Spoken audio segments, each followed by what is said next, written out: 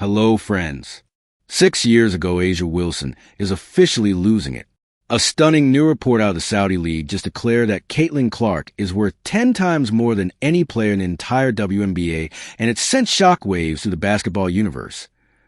Overseas sponsors are calling Clark a billion-dollar engine for women's hoops, while the league's on MVP is sitting there wondering how she suddenly became a side note. Clark's value isn't just surprising. It's humiliating for everyone who thought the WNBA was the top of the mountain. So, how did a sophomore from Iowa turn into an international money machine? And why did it make A'ja completely snap?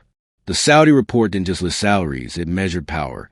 And when those numbers dropped, they exposed a brutal truth the league's been hiding for months. Caitlin Clark isn't just the most valuable player. She is the brand. A'ja might own the paint, but Clark owns the planet. Her name alone moves millions. Jersey sales, ticket prices, sponsorship deals. If her name's attached, it prints money. According to the report, Clark's projected market value in Saudi's new women's could hit $50 million a year, with global brands lining up to attach their logos to her image. That's when A'ja's calm veneer cracked, because this isn't some random player we're talking about. A'ja Wilson is the reigning MVP, a 3-time champion.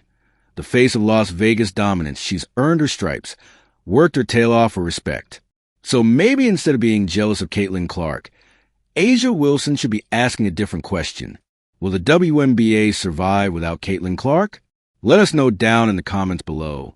And yet, here comes Caitlin Clark one season in, and suddenly she's being treated like basketball's financial messiah.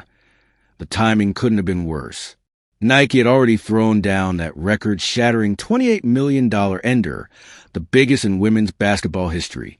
But after the big announcement, silence. No commercials, no signature shoe, no rollout, just nothing. And that nothing got loud. Fans started whispering. Why would Nike hand out that kind of deal then disappear? Rumors started flying that Nike was scared, terrified of the backlash. If they gave a white rookie her own shoe before A'ja Wilson, their longtime MVP-level athlete, that's when A'ja dropped her now infamous cryptic post. What's delayed isn't denied.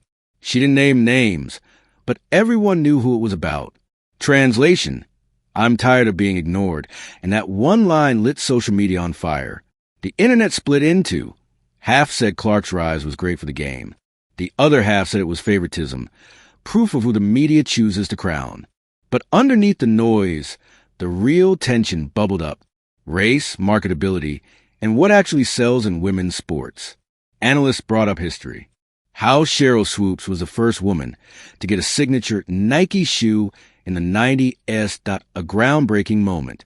But since then, nearly every woman with a shoe line had been white. So when Nike crowned Clark before Wilson, it didn't feel like progress. It felt like repetition. Then came the next bombshell. Leaked reports claimed Nike was delaying Clark's shoe launch until 2026 for optics. They supposedly didn't want to upset WNBA fans by putting Clark's line out before Wilson. If true, that meant Nike had boxed itself into a mess so big they froze, trying to please everyone. Like this video and subscribe this channel. Thank you.